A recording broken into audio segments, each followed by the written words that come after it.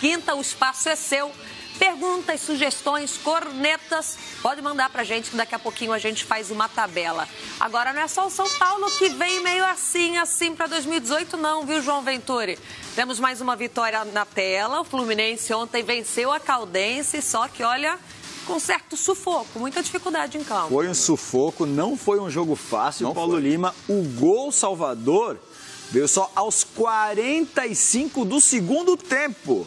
A gente confere os melhores momentos desta partida para você que não acompanhou. Confere só como foi essa vitória suada do tricolor carioca. Já passava das 7 da noite, o sol estava ali, compondo a paisagem no estádio Ronaldão, em Poços de Caldas. E o torcedor, se protegendo da luz ou evitando ver o que estava acontecendo em campo? É que o Fluminense bem que passou um susto, viu? Contra a Caldense, a equipe carioca até começou melhor. Foram boas as chances defendidas pelo time sul-mineiro ou desperdiçadas pelo ataque tricolor. Até que aos 26 minutos, o árbitro marcou impedimento e anulou o gol do Fluminense. Mas se liga só, a posição era legal. Antes do fim da primeira etapa, Omar fez uma grande defesa. Era uma cabeçada certeira de Reginaldo. Já nos instantes finais, foi a vez da veterana assustar os cariocas. Aí, o técnico Abel Braga voltou bem emburrado para o segundo tempo. Viu o Renato Chaves cabecear e a bola ter o desvio, mas o Omar defendeu. Mas Abel presenciou também a Caldense chegando com perigo. Em duas chances, o goleiro Júlio César salvou o tricolor. Quando o William ficou livre, ele furou e perdeu o gol. Que coisa, rapaz! Então, o jogo ficou naquele lá e cá, com os goleiros se segurando nos dois lados, até que aos 45 do segundo tempo, falta para o Fluminense. Ayrton Lucas cobrou, o Pedro deu aquela moral como pivô e o Renato Chaves bateu de primeira. Gol salvador do Fluminense. 1-0 magrinho, mas o suficiente para avançar à próxima fase. O Flu enfrenta agora o Salgueiro de Pernambuco. Esse campo aqui, cara, é campo de grama de jardim, entendeu? É muito difícil você se adaptar. Nós estivemos muito bem postados. Mas eu acho que isso hoje foi uma resposta de tanta coisa ruim que a gente tem lido, de ouvido e acontecido. Vamos ver se a gente consegue ter um rumo. O Fluminense precisa de um rumo, cara. E nós estamos tentando, nós estamos aqui, o pessoal do futebol, nós estamos no rumo. Vamos ver se a gente tem um pouquinho mais de ajuda, um pouquinho mais de carinho, cara. Que a gente veja notícias mais interessantes, falando dos atletas, que são a razão de ser disso tudo. Tá aí o técnico Abel Braga falando da grama, a grama de jardim. Agora, Paulo Lima, se a torcida do São Paulo vaiou com a vitória, a torcida do Fluminense também não tem tantos motivos assim para estar tão feliz, apesar da classificação. Mas fez um primeiro tempo bom.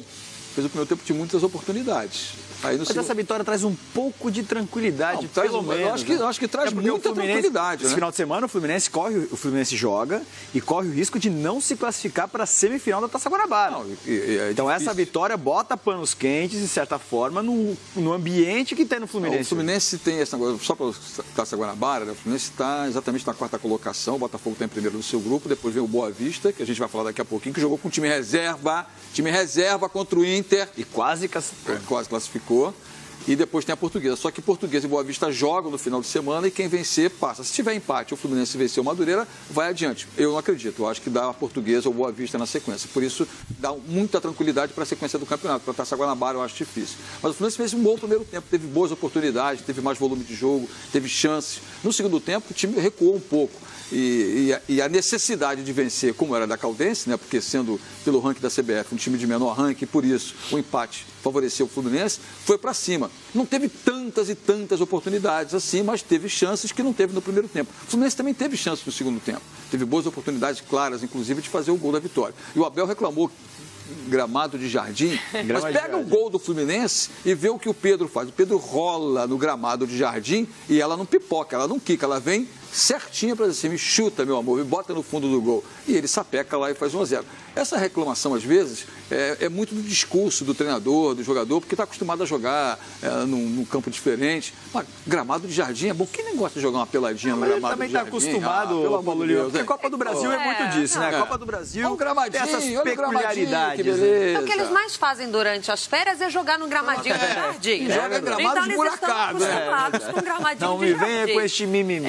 Sem mimimi, por favor. Agora, Paulo Lima, daqui a pouquinho nós vamos falar do Dourado que vai para o Flamengo. O Fluminense perde seu homem de referência lá na frente. Perde muito no meio de campo também com a saída do Scarpa. Lógico. Como o Sornosa errou ontem. Como o meio de campo... Esse gol, por exemplo, foi legal. A Nadine vai falar disso daqui a pouco. Foi mal anulado. Pois é. A Nadine Bastos, marcando presença hoje aqui no Bom Dia Fox, vai falar sobre esse lance do Fluminense, entre tantos outros. Agora, Sornosa, Jadson e Richard, mesmo com o elenco reformulado, ainda não aconteceu. Como é que fica esse Fluminense sem o meio de campo, sem poder para articular? Não aconteceu ainda. E a referência lá na frente. O que o meio campo não produz, o Abel enaltece a defesa. 4 jogos sem levar gols. Sim. Essa foi a posição do Abel com a mudança de 3 zagueiros. O Gum ontem, em cima da hora, foi vetado. O Reginaldo teve que entrar para jogar, até não foi mal. Foi bem, foi no primeiro tempo, quando ele dominou a partida. Mas é claro que carece de talento no meio campo, né? Carece de talento. Você tem o Douglas que está fora, o Wendel que também foi fora, o Scarpa que foi fora. Só são 3 nomes que jogavam nesse meio campo do Fluminense com qualidade, aliados ao Sornosa. Então, é difícil, chegando agora, o Jadson, né, o Richard, que já estava chegando para poder se adaptar, e o Sornosa é o cara que precisa de gente para trabalhar. Está cedo ainda para esse Abel consolidar o 11 do Fluminense. E falávamos disso aqui ontem, né? Acho que nem o próprio Abel sabe quem será o time do goleiro ao ponto esquerda. Está difícil o Fluminense montar uma equipe. E está difícil porque tem essa crise que o Abel falou lá, né? Olha, tem todo mundo ficar unido, tem todo mundo... Unido tem que ter, mas tem que ter mais união na bola, porque na diretoria, meu amigo... É só um detalhe, Paulo Lima, já que vocês citaram que foi um dia marcante, o João Ventura citou aqui que traz mais paz para o Fluminense essa classificação.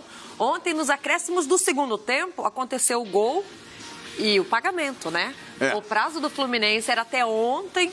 O Paulo Autori pressionou também a diretoria, o Abel vem pressionando, quitaram a dívida com em torno aí de 500 funcionários, desde atletas, comissão técnica, tia do café, da faxina. Lógico. Todo mundo recebeu ontem, então é um marco essa quarta-feira para o Fluminense. Um ambiente bem mais leve. E essa comemoração também deve ter um pouco disso também, esse alívio, né? Porque imagina você tá quanto tempo sem receber, Paulo? 5 meses, se eu não me engano, direito de imagem. Alguns já estão num tempo mais longo, mais tempo, né? Mas a situação do tricolor carioca, ela é de penúria, realmente, né? Essa diretoria aí vai viver momentos de muita pressão e acima de tudo, de cobranças a partir de agora. Ô, Paulo Lima, depois dessa partida, o técnico Abel Braga falou sobre a situação do Fluminense, falou sobre o Henrique Dourado e falou até, sabe sobre quem? Rapaz, sobrou Dario Conca. Acredita nisso? Acredito. Você está falando, aqui no telão do Bom Dia Fox, a gente ouve agora o técnico Abel Braga. Ele só me falou do desejo de sair, que não estava mais com a cabeça aqui. É um grande atleta e todo mundo tem que entender isso, cara. Principalmente torcedor, né?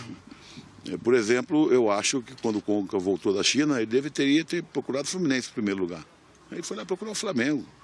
É jogador, cada um, cara. É o direito, é um profissional, trabalha como você não vai ficar definitivamente aí toda a tua vida onde você trabalha. Isso é assim, tem mudanças, a gente se afeiçoa, a gente cria empatia, e de repente, né, os problemas que ele viu, mas é um cara de um caráter extraordinário, verdadeiro. E se for pro rival, cara, quando jogar contra, vai tomar pancada, não tem esse negócio.